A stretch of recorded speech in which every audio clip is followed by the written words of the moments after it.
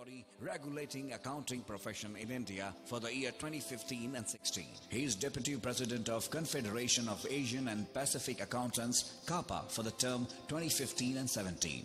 He is also a member of the Small and Medium Practice Committee of the International Federation of Accountants, New York. Having passionately represented the Indian accountancy profession on the international front, he has contributed in various meetings and programs of IFAC, SAFA, CAPA and many other international bodies. He was also ICI nominee in the meetings of the National Standard Setters and the World Standard Setters, Asia Ocean Standard Setters Group and Emerging Economies Group. As chairman of the ASB, he has been widely credited with the formulation of the Indian accounting standards converged with the International Financial Reporting Standards, which were originally notified in February 2011. An outstanding facilitator of ICAI and accountancy profession as a leading partner in nation building, he has been nominated on the board of public companies by the Ministry of Corporate Affairs. Ladies and gentlemen, please welcome C.A. Manoj Fadnis. Good morning. It's a great pleasure to be back in Dubai. My thanks to the chairman of Dubai chapter and all the members of the managing committee and the organizing committee for giving this wonderful opportunity to me. And let me say I'm delighted to be the first speaker on the second day, because there are great members like you who have taken all the trouble and being present so early in the morning. And I'm sure those who have come will certainly not go out. But as we proceed, I'm sure many more will come back in the room, and I can go home and tell my wife that as I started speaking, more and more people entered the hall rather than they left the hall. Friends, the topic given to me for this morning's discussion is something which is a very age-old topic, but still a very relevant subject, corporate governance. And I thought I'll put in some of the important developments taking place on this subject.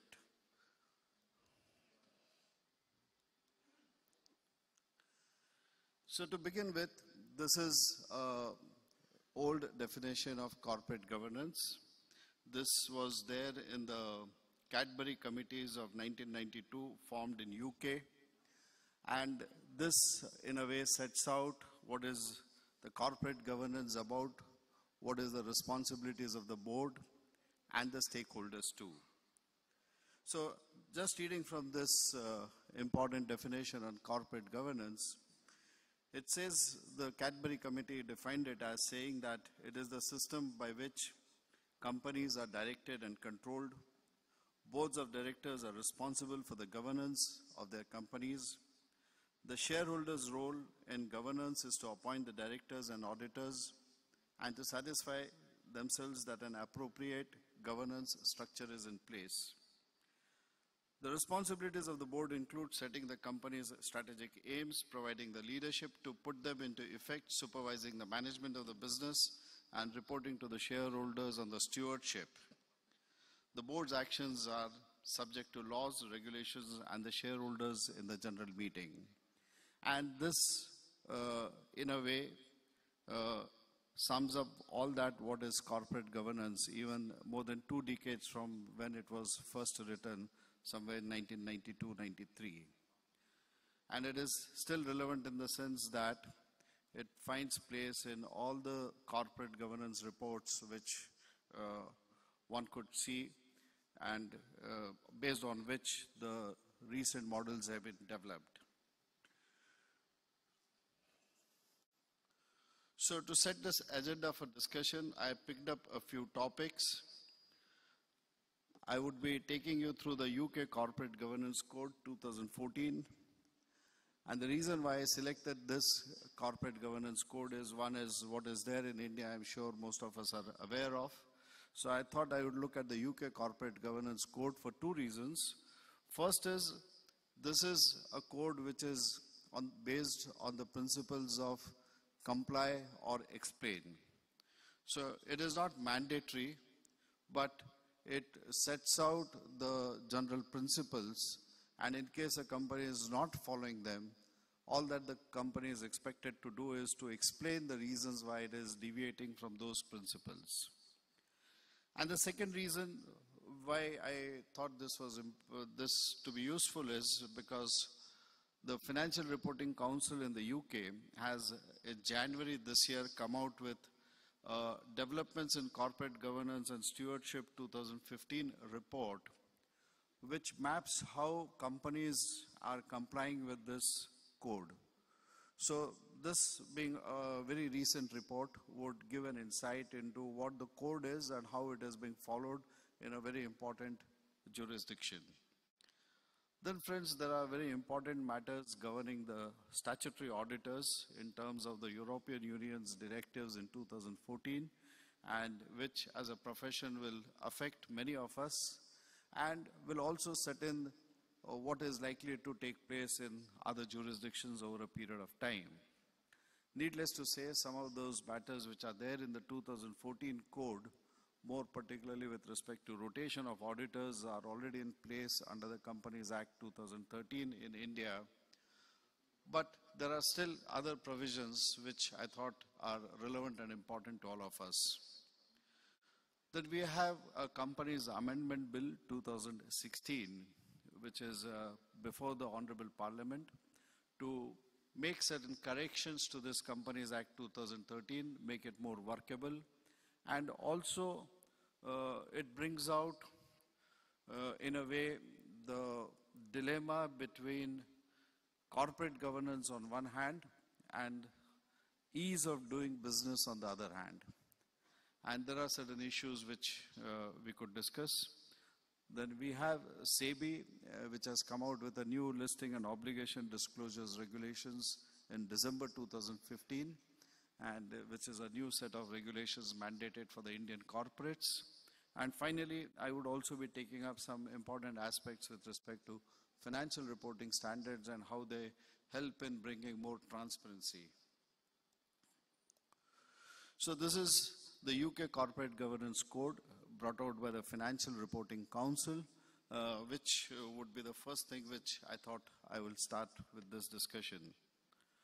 So the code is, it says, it is not a rigid set of rules.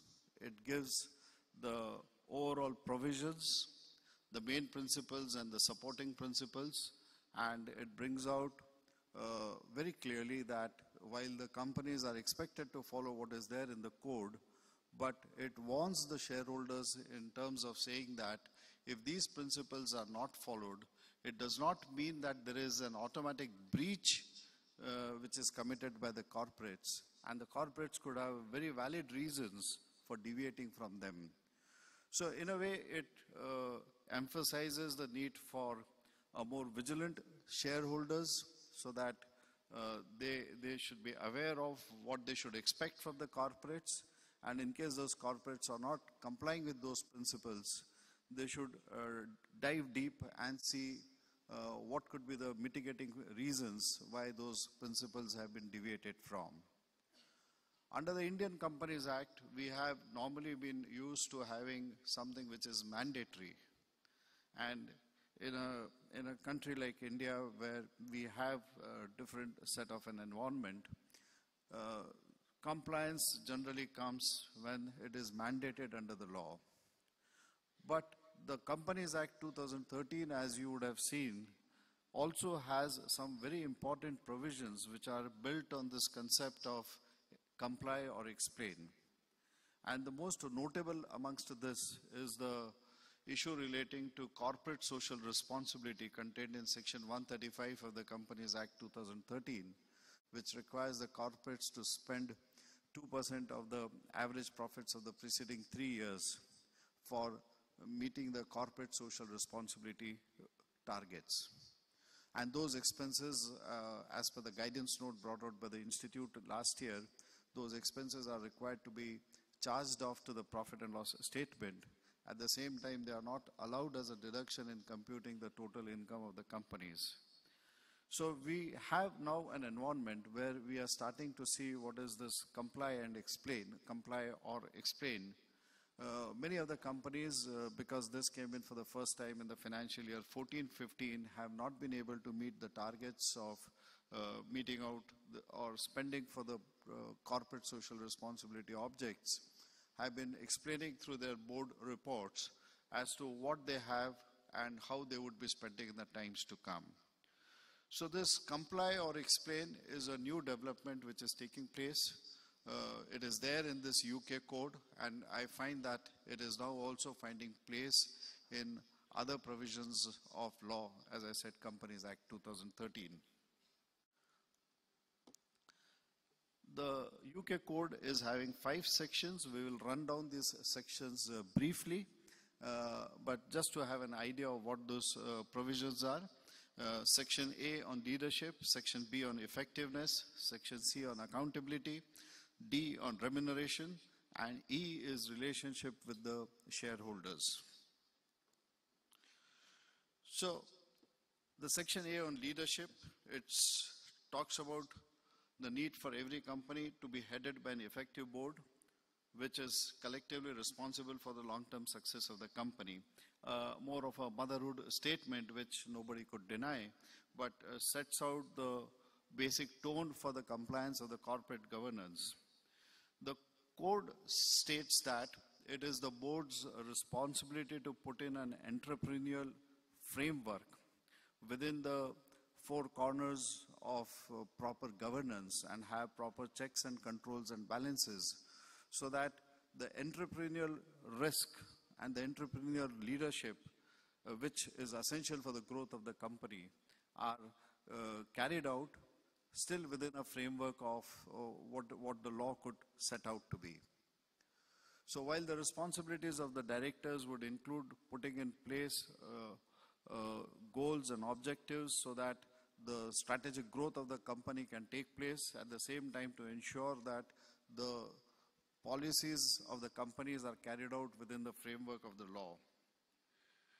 This code requires the companies to disclose and identify in their annual reports who the chairman is, who the deputy chairman is, in case there is a deputy chairman, who is the CEO, and the other directors, independent directors, chairman of the various important committees, and those part of the management committees. And interestingly, it also says that the companies should have a proper insurance coverage for the directors to meet the legal cost, which is bound to take place in a business environment.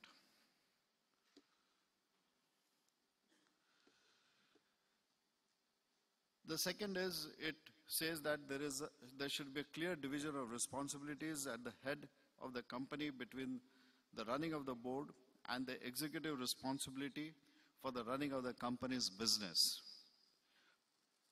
And it adds that no one or no individual should have unfettered powers of decision.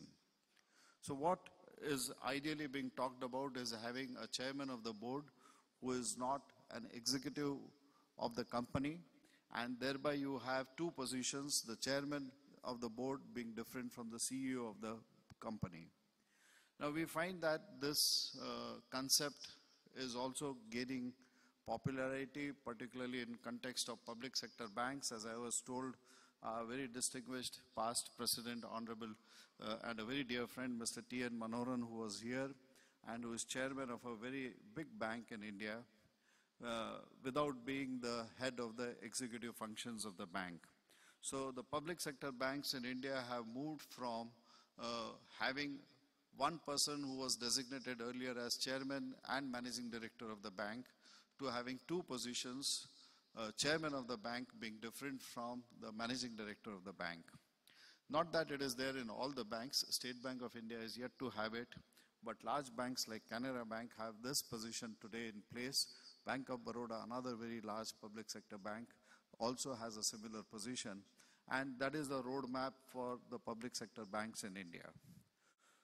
Whereas if you see the Indian corporates, and more particularly the family-owned businesses, the family-owned businesses would not normally be having 2 positions in the board, of chairman being different from the managing director. But this is possibly the way forward, and the companies may have to look at a scenario where these kinds of new rules may set up or may come in Indian listing requirements also. So once you have two positions, it says that the chairman is responsible for the leadership of the board and ensuring effectiveness in all respects of its role. So the chairman is responsible for setting out the board agenda, ensuring that adequate time is given to the board to discuss all strategic issues before the board, and the executive functions are carried out by the managing director of the company. So far as the non-executive directors, as part of their roles as members of the unitary board, non-executive directors should constructively challenge and help develop proposals on strategy. So non-executive directors should be scrutinizing the performance of management in meeting agreed goals and objectives and monitor the reporting of performance. They should satisfy themselves with respect to the integrity of the financial information being reported to the board and what is being reported by the board to the stakeholders.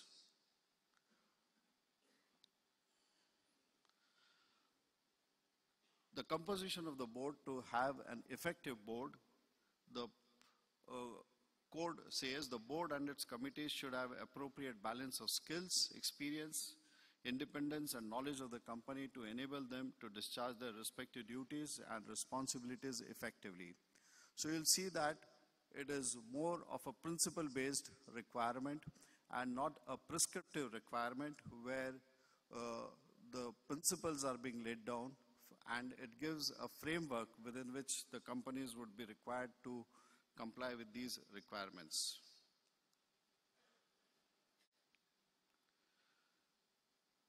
So far as the appointment of the board, it says there should be a formal, rigorous and transparent procedure for the appointment of new directors to the board. Now, many of the companies in the private sector may not be having today, at least back in India, very formal, rigorous and transparent procedure for the appointment of directors. It is said that as to how you get finally the independent directors. Independent directors are those who are non-executive directors but are known to the promoters and have the confidence of the promoters, and that is how people would naturally and normally become independent directors of a company. Also from the point of view of an independent director, today being an independent director is full of responsibilities, and many people may not like to be an independent director on the board of a company. So to have a very transparent procedure, formal, rigorous and transparent procedure sounds good in the code, but implementing that I don't think would be very easy for corporates to carry out.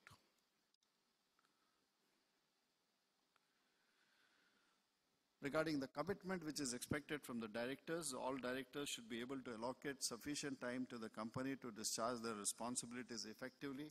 So today we have a situation where there is a cap on the maximum number of companies on which a person can be a director, maximum number of committees of the board where a person can chair those committees, just to ensure that one has sufficient time to devote to the needs and duties of each company.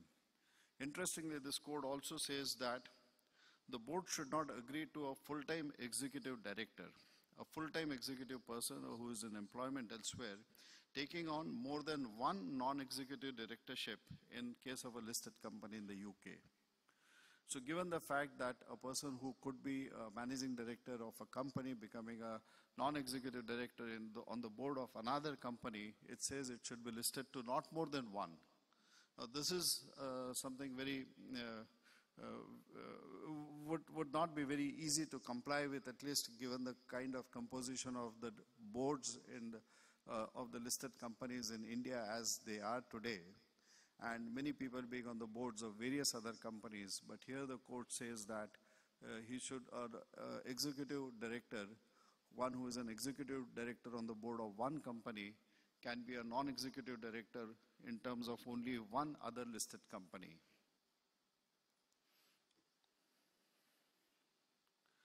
So all directors should receive on induction on joining the board and should regularly be updated and refresh their skills and knowledge. So CP being important everywhere, also finds a place here. The board should be supplied in a timely manner with information in a form of a quality appropriate to enable the board to discharge its duties, more laying down the responsibilities for the chairman of the board and also for the company secretary of the company to see that there is a free and proper flow of information to the board and from the board to the company's management. The evaluation of the performance of directors is gaining more and more popularity. The code here says that the board should undertake a formal and rigorous annual evaluation of its own performance and that of its committees and individual directors. Now, this annual performance evaluation is there as part of the Companies Act 2013, becoming applicable from financial year 14-15 and 15-16.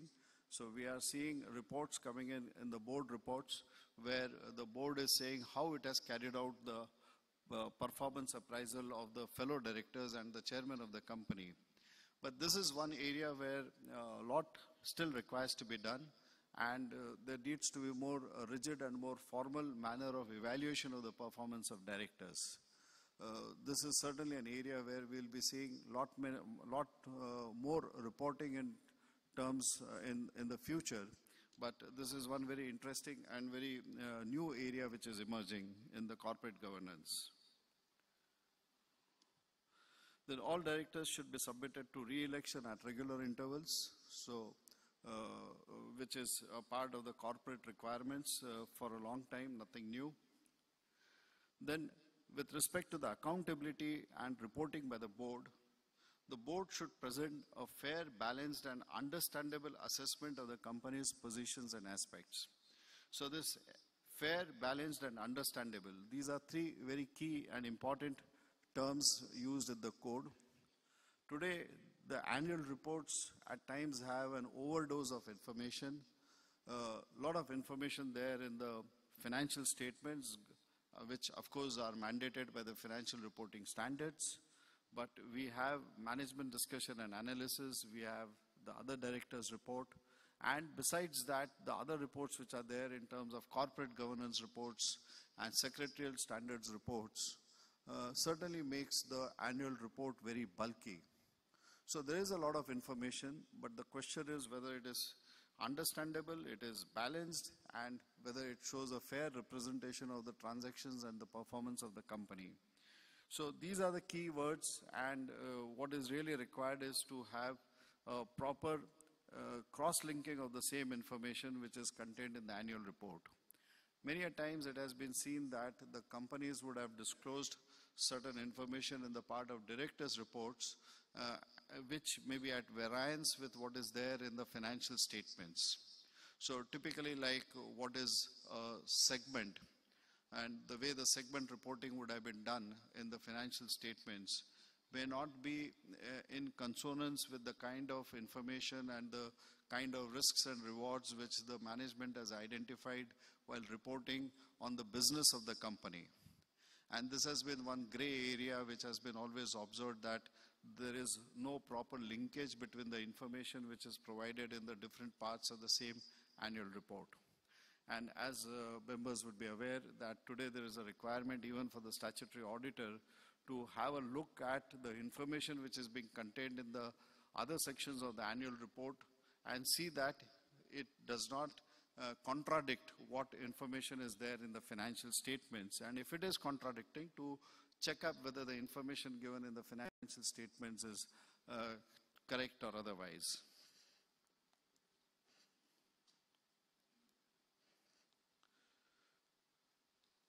The risk managements and internal controls, which are very important for any corporates, this being the primary responsibility of the board to lay down the entire risk management architecture and the internal controls within the company. In terms of the Indian Companies Act 2013, there is a responsibility, board director's responsibility statement. And the present director's responsibility statement is a little more rigid and lays down more responsibilities on the board in terms of requiring the board to say that that the board has laid down the internal control financial framework. Now, I have heard many of the independent directors saying that this could be laid down by the management, that is the executive directors, and this should not be the responsibility of the entire board, and the independent directors should not be put on this onerous responsibility to say that they have put in a framework for the entire internal control financial framework. But as the law is there today, and this was a major item for discussion when the company's amendment bill was to be framed, but there is no change, and it still remains the responsibility of the board to say that it has laid down the entire internal control of financial frameworks. And there I find similarity even in what is there in this UK code, that it expects the board to take up the responsibility to lay down the risk management and internal control framework. So audit committee responsibilities are well known, and the importance of the audit committee with respect to the to see that the financial statements are properly prepared, presented, and in terms of the Indian Companies Act, there is also an added responsibility with respect to scrutinizing the related parties' transactions, and more requirement under the law with respect to the related party transactions, if they are at arm's length, to be approved by the audit committee members. Regarding remuneration, a very important aspect, and that was the reason why the Cadbury Committee was originally set up way back in 1990s. Executive directors' remuneration should be designed to promote the long-term success of the company. Performance-related elements should be transparent, stretching, and rigorously applied. One of the reasons for setting up of the of the Cadbury's committees was that in the late 80s, it was being felt that in case of many of the corporates, the kind of bonuses, the kind of employee stock option plans which were given were in such a way that it was to the detriment of the interest of the shareholders. And we find that as the law emerged in those days, more and more checks and balances were put in place for the directors' remuneration. The Indian Companies Act traditionally has a cap of 11% as what can be distributed to the executive and non-executive directors by way of as a commission or as a percentage of the total profits of the companies. And we always had one schedule to the Companies Act which lays down as to how much remuneration could be given to one individual director depending on the effective size of that company and effective capital of that company. So today we have Schedule 5 to the Companies Act 2013, which says that in a size of a company, average company of a size having a capital of not more than 100 crores, it says if it is an ordinary resolution, 42 lakhs. If it is a special resolution which is passed, 84 lakhs which can be paid, and you don't require any permissions from the central government. Well, what has happened is that in case of turnaround companies, loss-making companies, or in case of very large companies where you have international competition, you are compelled to pay salaries which are at global levels. So you can't afford to have a chief executive of, say, Infosys or Tata Sons or Tata Consultancy Services being paid salaries less than what is the salary being paid to a CEO of a company of their peer internationally. The government has had a problem in terms of saying that they do not have a mechanism to distinguish or to lay down the conditions, and therefore what happened was in last 2 years, if the salaries were beyond what was permitted under Schedule 5, the applications were being made to the company, to the Ministry of Corporate Affairs, and invariably those applications would get rejected, and the government would say you comply with what is given under the Schedule 5. The new amendment, a very significant amendment in the Companies Amendment Bill 2016, which is proposed, is to do away with this concept of managerial remuneration being approved by the central government. A very important and far-reaching proposal is that if the remuneration is approved by the shareholders, then it is for the shareholders to decide and the government should not step in. So while principally this sounds good, it meets the requirements of ease of doing business, but there are other downsides to it also. So this is one area which is there before the Standing Committee of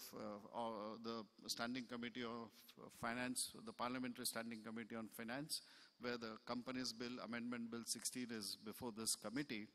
And it would be interesting to watch how this provision is finally amended, whether the corporates would have the ultimate responsibilities and the right to decide the managerial remuneration, or beyond some levels, it should still come back to the directors, to the central government. While I personally believe that it should be left to the shareholders, but there should be certain checks and balances. And some of the checks and balances could be that if it is a turnaround company and if remuneration is to be paid, then yes, you need a world-class consultant, a world-class expert to turn around that company.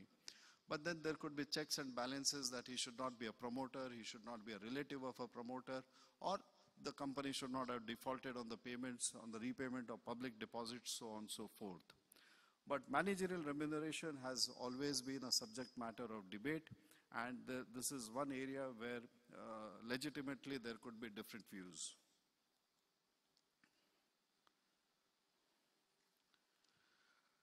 So far as the procedure to decide the remuneration, it says that the formal and transparent procedure for developing policy on executive remuneration and fixing the remuneration packages of individual directors. So what the code is saying is that you have a fixed pay, a variable pay, and you have a mechanism put in place that if certain targets are to be achieved and based on that certain variable pay is to be paid, if those targets are not achieved, the company should have a mechanism to see that that variable pay is withheld, or if it has been paid in advance, it can be recouped from that person. So to that extent, it is a very fine provision contained in the code that certain amount of remuneration has to be a fixed pay, and the balance pay, which could be a variable pay, has to be linked to certain performance obligations.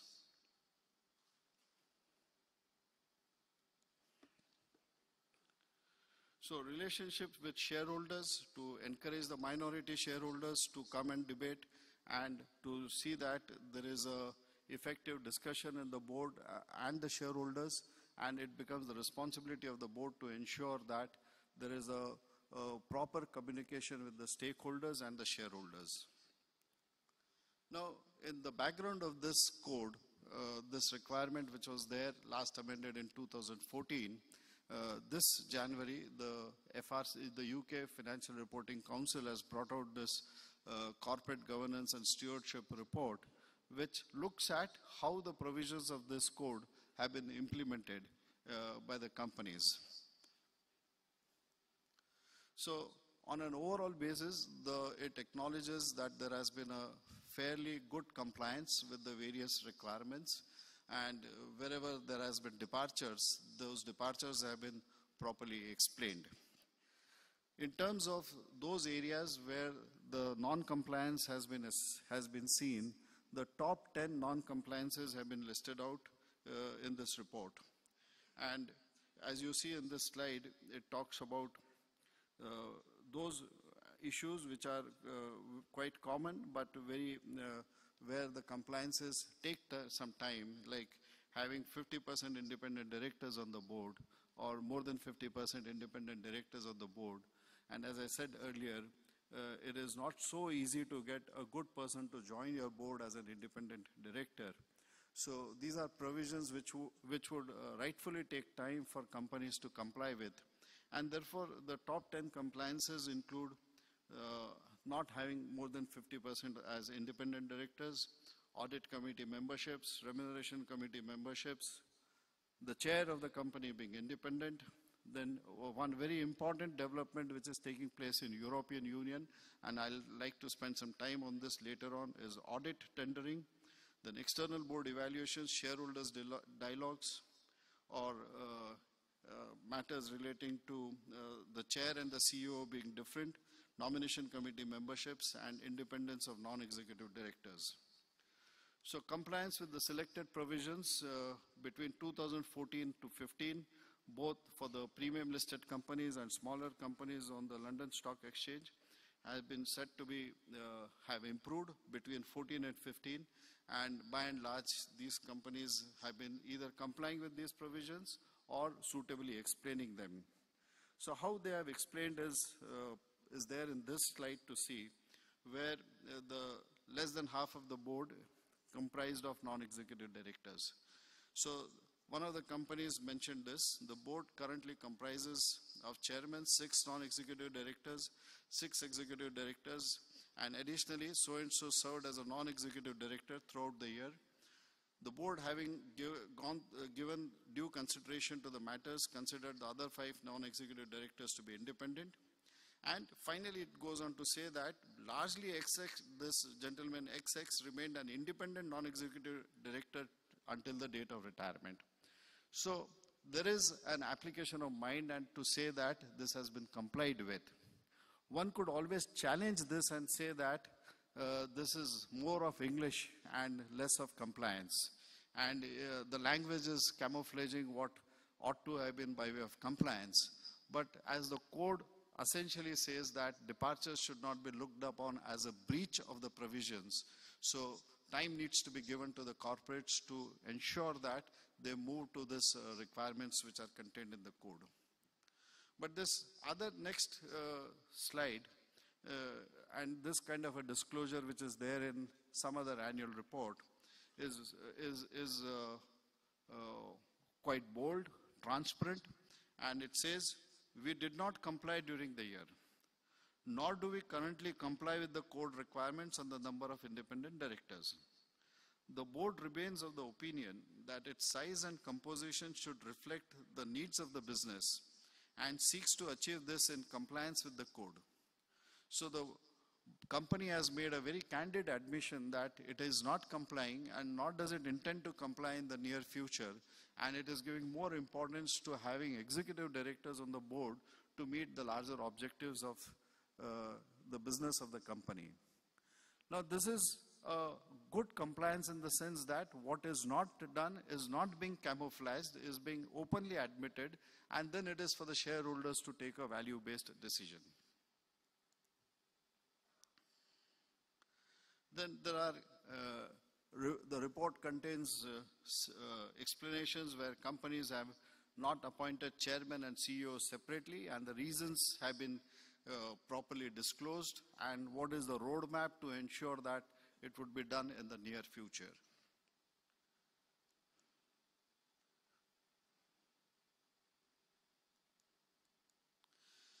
Then friends, this concept of audit tendering is something which is coming in by way of also now a European Union directive to all its member states in Europe, and it is linked it with the number of years for which a firm could be an auditor of a company. As I mentioned earlier, that rotation of auditors is there in India, and it is now following suit even in European Union, but there they have linked it with this audit tendering. What it has said is that what UK court says that is asking the companies to appoint their auditors by way of a public tender. Now, many of the audits have changed in the UK, and also the fees paid to the auditors has also declined in many of the cases. In India, we look towards a very important period, 2016 and 2017, and more particularly 2017, when that 3 years window of which has been given under the Companies Act, after which the rotation has to take place, and that would be the 16 and more so in 2017. So many companies would be changing their auditors, and it is expected that in a kind of a competition which could take place between other firms to take that audit, there is a very strong possibility of a decline in the audit fees, at least in the initial phase of the audit appointment. So far as the profession is concerned, this is a challenge, and I'm sure the profession will will overcome this challenge over a period of time. But certainly for those firms and large audit firms who say that they are auditors for several decades and who would now be losing those audits and would be looking at other firms or other corporates to take up as auditors. Now, one of the reasons for the difficulty in our country has been the fact that we do not, as a profession, permit advertisements, we do not permit solicitations. Until 2006, even undercutting was a professional misconduct. In 2006, the lawmakers changed our Chartered Accountants Act and said that no longer would undercutting would be a professional misconduct. So audit tendering, which is now taking place even in India, a very challenging subject, and where at least in India we have a different view, and we are saying that give more importance not to the financial bid, but give more importance to the technical bids. But there are challenges before the profession so far as tendering is concerned, and that is also reflected out in terms of this UK Corporate Governance Code. So boardroom diversity is also a new subject. We have a requirement of having at least one women director on the boards of listed companies, and today we are told that even now there are a large number of companies which are supposed to comply with these provisions have not been able to comply with these provisions. But boardroom diversity, gender diversity is one of the factors. It's always good to have a women director, but what is now happening is the boardroom diversity is also with respect to characteristics such as race, experience, and other factors which are becoming more and more subject matter of discussions. Now, what I mentioned sometime about fair, balanced, and understandable, these are concepts, and to live up to these concepts may not be so easy. While companies have been giving a report based on these fair, balanced, and understandable concept, but this is one area where more improvements are expected. Risk management and internal controls, naturally a responsibility of the board. The board is expected to mention about the risk appetite, quantification of risk, and assessing the effect of internal controls have been identified as 3 significant challenges by most of the companies in their board reports. So as against mentioning that, yes, I have put in everything, it is better for a company to be encouraged to say that this is what I wish to put in place over a period of time. Because honestly, it is not possible to have 100% compliance from day one. And therefore, the corporate should be encouraged to give the real position without penalizing them for the shortcomings. Yeah, 10 minutes more.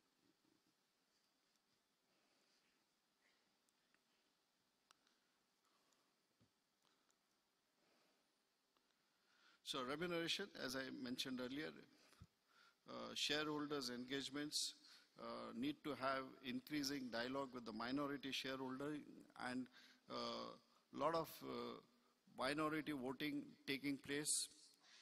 Some of the resolutions which have been defeated, or at least three companies reported that their resolutions were defeated by the minority votings in 2015. One on issue of preemption rights, one on remuneration report, and shareholders' rights. So minority activism is good, and it would put into place more checks on the management.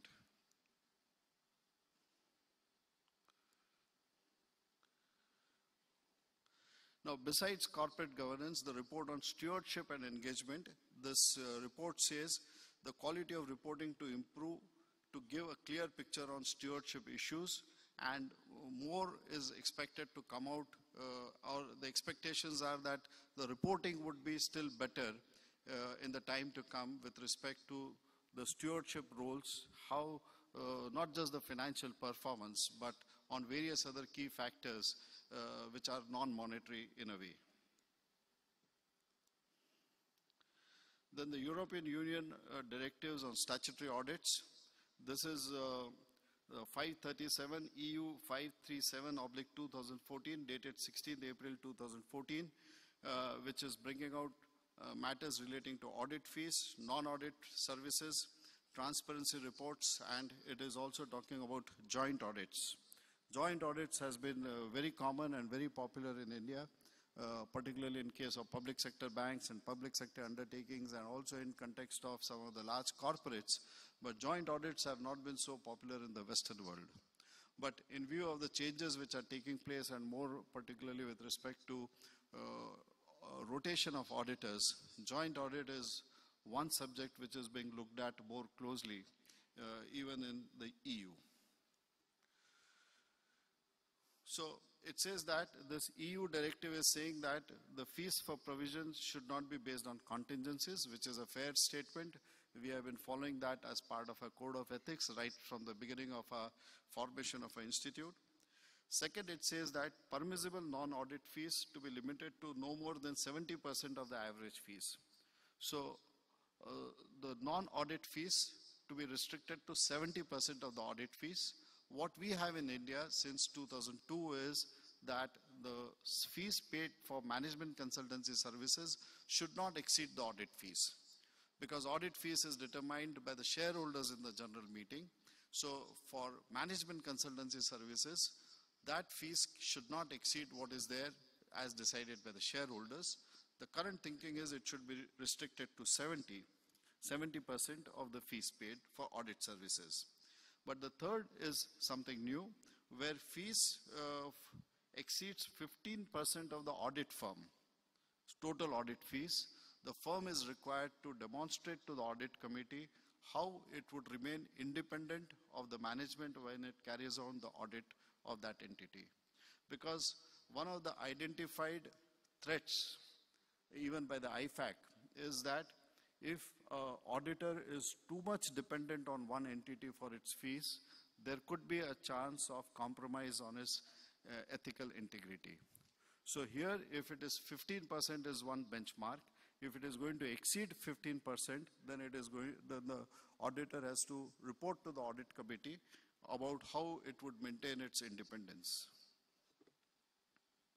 The provisions for non-audit services, nothing different from what we have, except that we consider filing of tax returns and tax advisory services, filing of tax returns and appearing before the tax authorities as one of the permissible areas, whereas I find in the EU it is a prohibited area of service.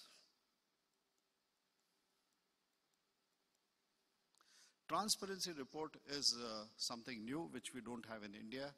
The EU requires every audit firm to host on its website a transparency report, audit firm which is auditing a public interest entity, to put on its website a transparency report and give a lot of information on its website with respect to its clients, its fees, and other matters in the firm. And that is one area where, which is something new, and maybe at some point of time, we will also have to look into it more seriously. Then duration of audit engagements is where the rotation kicks in, and it is linked to whether it is going to be a publicly tendered audit or it is going to be a joint audit. And I find that there are still a lot of FAQs being issued by the audit firms and others in the EU. So this matter is not free from controversies. But yes, in principle, the rotation of auditors is a reality, and it applies to public interest entities, and it is for each jurisdiction to decide and to define what it means by its public interest entities. So this Companies Amendment Bill 2016, which is before the Parliament, it was arising out of a committee formed last year, and I had the privilege of being a member of that committee, and the committee went through a very extensive, transparent process of finding out suggestions, issues, and then trying to address them. The key areas which were there was to ensure ease of doing business, formation of capital, compliance costs should not be high. So these were the three key factors, and what is really required is that we strike a proper balance between ease of doing business as against corporate governance. One of the amendments which took place in May 2015 is that in case of transactions with related parties beyond a particular level, earlier what was required was a special resolution, and last year it was amended and the word special has been deleted and it is only an ordinary resolution. So there are challenges when you try and strike a balance between ease of doing business and maybe what is good corporate governance. There are challenges which the government and the corporates have to face. So SEBI has brought out this listing obligations and disclosure regulations. I would not go through that in detail, but new obligations and putting more emphasis on more disclosures and transparencies, and certainly something in the right directions. Finally, friends, financial reporting standards, which has been the hallmark of our accountancy profession. True and fair view, as we say, it is essential that the financial statements give a true and fair view. And many a times, to achieve a true and fair view, it may even have to override the accounting standards. So truth and fairness of the financial statements is a concept which is even far beyond what is there in terms of the accounting standards. And it is really upon the professional skepticism of the professional auditors and the management to decide and to ensure that the truth and fairness of the financial statements is properly reflected. And I came across one paper which was published in Chicago Journal by Mr. Anup Agrawal and Sahiba Chadda. It's available on the website, which has done a very interesting study of showing how lack of corporate governance and accounting scandals are related. And they have given extensively from the US information, and it has talked about restatements in the US. It has analyzed around 159 restatements and linked it to this concept of what was basically lack of corporate governance. So I believe that accounting standards, which are meant to ensure that the financial statements reflect a true and fair position, compliance with the accounting standards will at least demonstrate the true and fair view of the financial performance of the entity. It does not really lay down the governance standards, but at least in terms of having a fair representation, and as we say, a faithful representations of the transactions which have taken place, that could be achieved by way of ensuring compliance with the accounting standards, reporting standards, and that is where you and I both have a very important role to play. I'm extremely thankful to the organizers for giving this opportunity to me, and I'm thankful to all of you.